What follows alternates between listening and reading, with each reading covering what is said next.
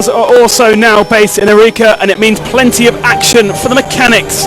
VW very much at the forefront, every single part of the car being replaced to make sure reliability is 100%. Carlos Sainz says each day will be important because from now on we will meet some desert stages, long stages with navigation and dunes. The ultimate stage, which should be easy, and the rest will be hard. Nasser Al-Attiyah enjoyed a game of cards with Geniel de Villiers, but he was just as competitive with the pieces of paper than he is in a car. The gap now is only 2 minutes 40. Doesn't mean anything for start tomorrow. I think it will be good position for us because we start behind Carlos and we can control. If we can take 2 minutes, will be good. In the BMW camp, plenty of work going on Peter Hansel's car. Still lots of development to do on the X3. But how is he feeling after a few punctures yesterday? C'est un terrain qu'on n'a pas l'habitude, sur lequel on n'a pas l'habitude de rouler. First of all, it's terrain that we're not used to. It's fesh with stones hidden in it. Maybe I did not adapt my speed to it, and I was too fast. De piste et kind of track. Bilan, plus un petit peu de malchance parce qu'il faut savoir. I was also unlucky. Sometimes you can push in stones without getting any punishes, and sometimes going slowly we get a flat tyre. Terrain and undulations made that, and I had 4 punctures. Only 3 spare tyres in the BMW made it very hard. What about the Mini and how's that getting on? The new shape exciting many Dakar regulars.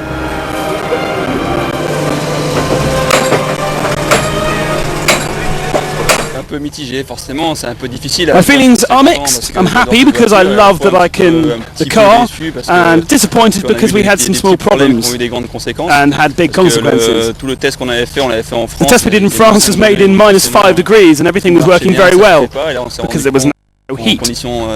In the race, it's much more hotter than that. He's had some big problems with brakes, and big problems also for the Nissan team, and Annie Roma struggling and lost 7 hours yesterday. Hasta ayer estábamos muy bien. Until yesterday, ayer tuvimos un problema everything was actually good. Estuvimos 7 horas esperando el camión en la pista. And then we had a breakage, and we had to wait for the truck. Pero, we finished in the night, and it was very hard. But to see the French people, the Dakar is the boss. In the T2 category, it's as you were from the last few years. Juan Mitsuhashi is doing great stuff in Toyota, but it's a very different game to the guys at the front. Il faut la manager un peu différemment, donc c'est ce qu'on fait depuis le début. T2 is a different race, we have to manage it differently. That's what we're doing from the beginning. We do not look tired at the leaders. And in the single-seater buggies, it's a Dutchman, Tim Coronel, who leads. Geluk gehad, want we zitten niet zo ver achter in het veld en in de Fesh dan. The Fesh was incredibly hard for us. We're still a bit lucky that we're actually here. Dit jaar, dus eigenlijk gewoon heel veel plezier.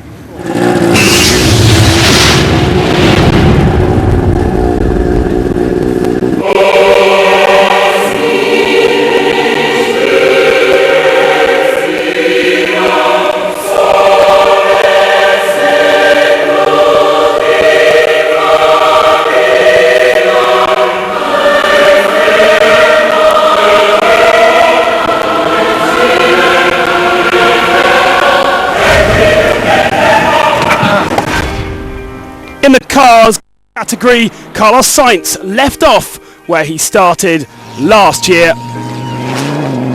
at the front. The 2010 Dakar victor has been nearly intouchable, especially on the first few WRC type stages, which took their toll on the poor little Mini.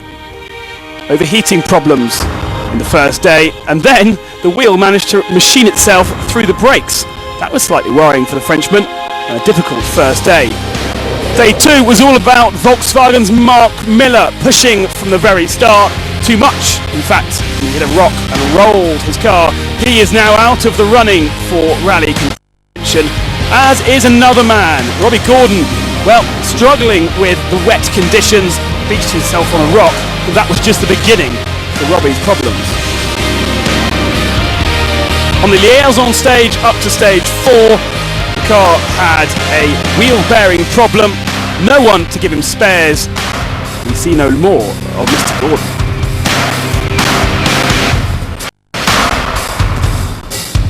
Nasser Al-Attiyah, the Qatari, pushing extremely hard for the first week.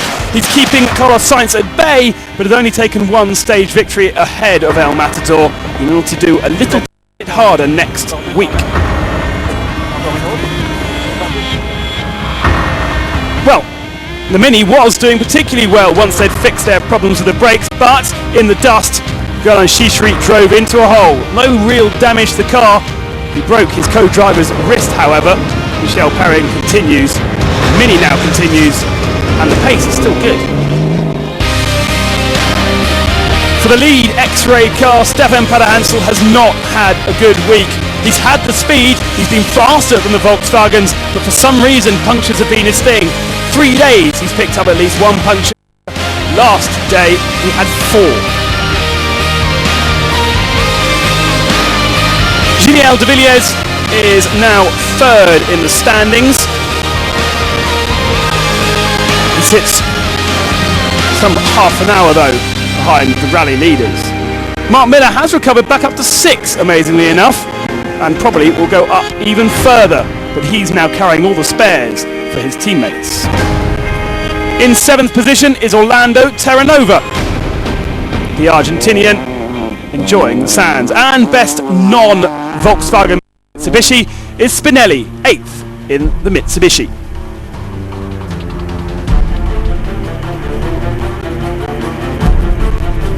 So here is the rest day results, and as you can see, Holovitz in 5th position, 1 hour and 13 down from the leaders of the race. And then Miller, Terranova, Spinelli, Shishri in the Mini, and Christian Lavier, top 10 for the Nissan de Soudre.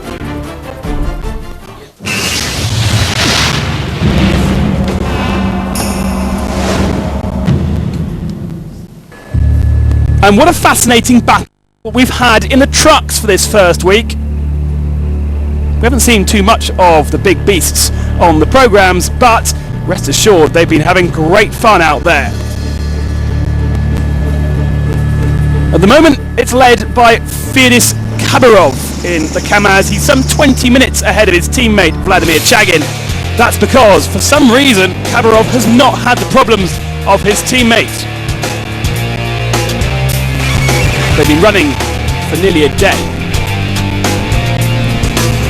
Chagin has had 2 stages where he's been well out front in the lead, but then picked up punctures. Both the last 2 off in minutes.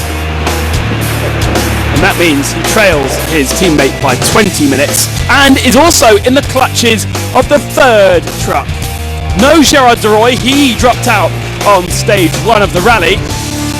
Instead, it's Alice Lopez who took victory yesterday and broke the 24-stage victory run of Kamaz.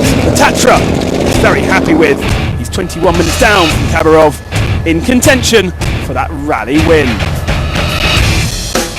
In 4th position, an hour and 26 down, is Eduardo Nikolev, the Red Bull Kamaz rider. He's not quite as fast as his 2 much more experienced teammates, not yet won a Dakar, but still has age on his side for sure.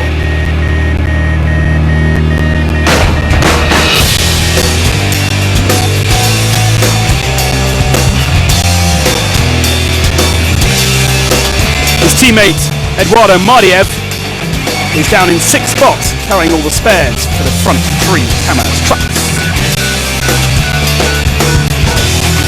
And some 8 hours back is this man, Van Vliet, in 5:03. Has had all sorts of problems with his truck and therefore is actually only 5th in the standings. His teammate Frank Ekschner in the MAN.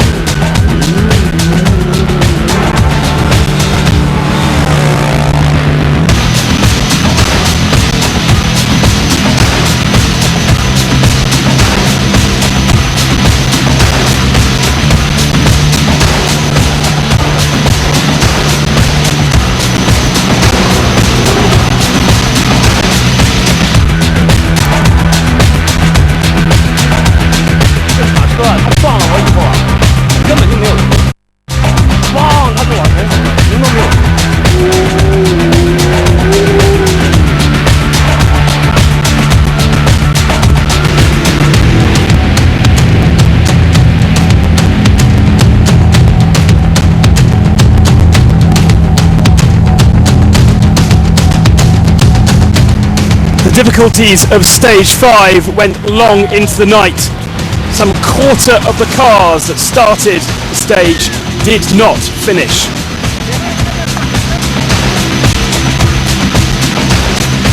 And as some of the final competitors drove through the stage, there was plenty of scenes of people on their sides, on their roofs, stuck in the sand.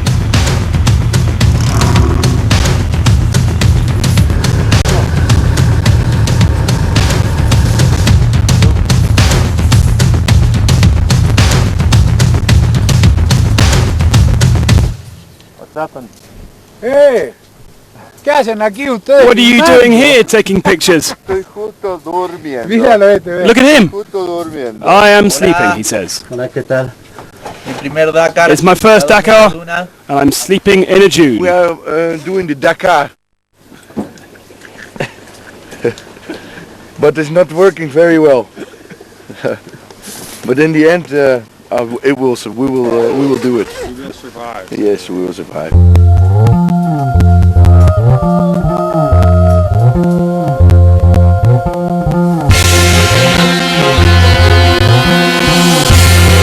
Slopes were particularly hard for the trucks.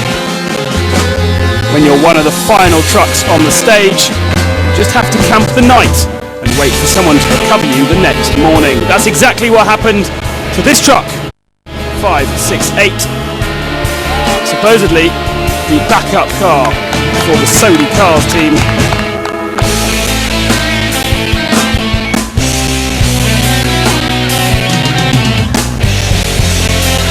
Stage 6, the next day, was just as tricky as stage 5. Those that had made it to the bivouac for a few hours sleep were then faced by massive sands once more. The Salar Grande and Salar Lamina causing massive problems, and most worryingly, this will be the scene tomorrow as well as they cross the same set of dunes once more.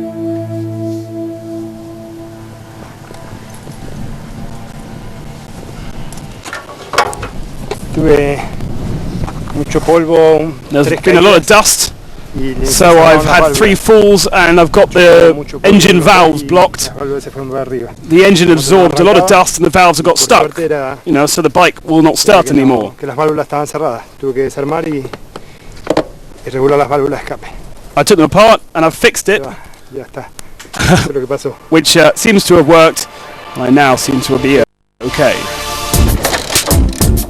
The M there on the front of the bike standing for the fact that he is on his own, no support from any trucks. He has to do running repairs in the evening by himself, but this day he had to do it on the stage. Engine fixed, back on the stage and continuing to run.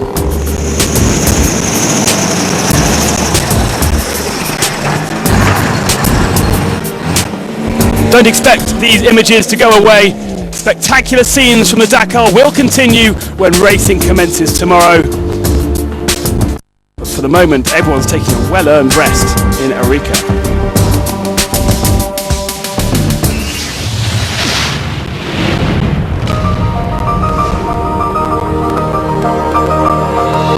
Tomorrow we're back on the road for week 2 of the Dakar, heading back down south through the dunes once more that have claimed so many.